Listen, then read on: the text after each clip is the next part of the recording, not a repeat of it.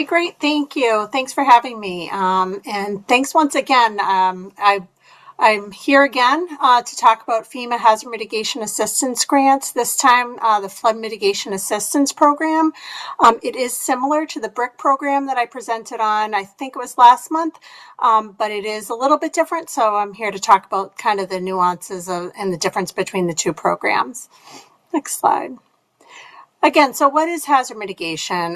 We're providing an increased level of protection that will reduce or eliminate risk. We're adapting to natural hazards, protecting people, structures, and infrastructure, maintaining consistency with resiliency and sustainability principles. Really, we're minimizing the cost of disaster response and recovery. So that's the main goal, and ultimately saving lives and money. Next slide. Okay, so specifically flood mitigation assistance, this is funding for projects that reduce or eliminate the risk of flood damage to buildings that are insured under the NFIP, National Flood Insurance Program. So while the BRIC program, focus on all hazards, flood mitigation assistance is just what it says, flood mitigation.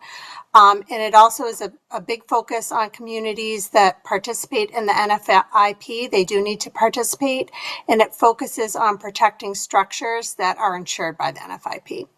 All the projects in FMA are nationally competitive, so it's a national competition. Typically, it's announced yearly for an annual NOFO. We had a little blip in the radar over the last year, but it's back. And this opportunity is FY24 amended. So if you had applied or talked to us about FY24 projects about a year ago, you do need to reapply. But get in touch with us. We're happy to help you with your application. Your statement of interest, that's a real quick form on our website. Should take you no more than 10 minutes or so to complete. That's due to us on May 29th. And then sub-applications are due in the FEMA Go portal July 7th. Next slide. Okay, again, so this is an amendment. So in this particular opportunity, this is the case for FMA, flood mitigation funding for states, tribal governments, local communities, and special district governments. There's $600 million available nationwide.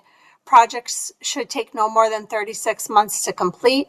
The funding limits for FMA this round are $50 million federal share for construction projects, $900,000 for scoping projects, and then $300,000 for additional C&CB or capability and capacity building activities. And that could include partnerships, enhanced local floodplain management, CRS, those types of activities. There's also a small amount of money that would be available for local hazard mitigation plans, $25,000 per plan. Next slide. All right, so these are the eligible project types. I won't go through all of them, but you will get this list when the slides are shared.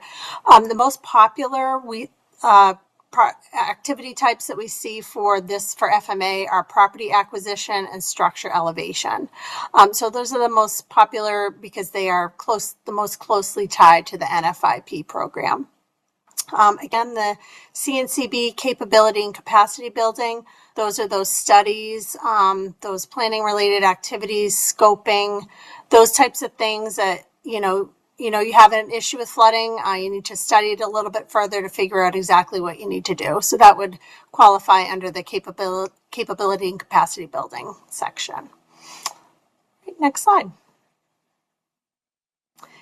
Thank you. So as is the case for all hazard mitigation assistance grants, you do need to mitigate a natural hazard. In this case, it would be flooding. You do need to demonstrate an increase in the level of protection, so we're not replacing in kind or repairing. It needs to be feasible to implement. You need to be able to permit the design, and follow all of the regulatory regulations, I guess. It does need to be cost effective, and we'll talk about that on a slide in a couple minutes. And you do need to comply with all environmental and historic preservation requirements. Next slide. BCA. So what is a benefit cost analysis? So it's a method that quantifies the benefits against the costs of the project. So basically you need to demonstrate that the project is cost effective by using the FEMA BCA tool that, basically ensures that the cost of the project is less than the benefits that you will realize by constructing the project. These are a little bit tedious, but we can certainly help you with them.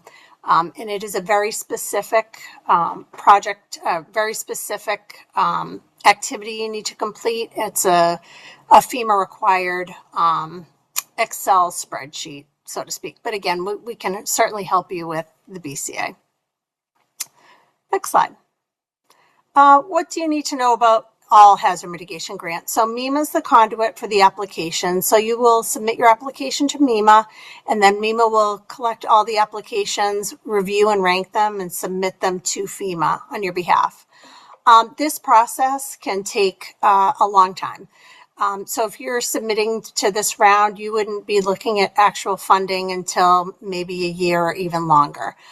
So you do want to take that into consideration when you're looking at projects to submit to this program. It's not something that you'd be looking to, or you'd be able to, break ground next spring. So these are for like your longer term projects. So just be prepared for that. It's a sub-applicant's responsibility to maintain and keep current your local hazard mitigation plan. So please ensure that your hazard mitigation plan is up to date. And if it's not, you want to take a look at getting that updated as soon as possible. It's also the subrecipient's responsibility to ensure that proper procurement is undertaken. So there's a difference between state procurement and federal procurement, and you do need to ensure that you're following federal procurement because these are federal dollars. Next slide. Okay, so these are the examples of our most popular project types. So this is a structure acquisition in Newburyport out on Plum Island. So this home experienced repetitive flooding year after year, and we were able to acquire the property. It's a voluntary program. FEMA will purchase the flood-prone properties, and the property is demolished and converted back to permanent open space. These types of projects are designed to break that cycle of disaster damage and repair. So there'll be no more damage because we have open space now. And this was funded through the HMGP program, and it actually just closed out this morning. So this is a real recent project. Next slide. Structure elevation down in Situate.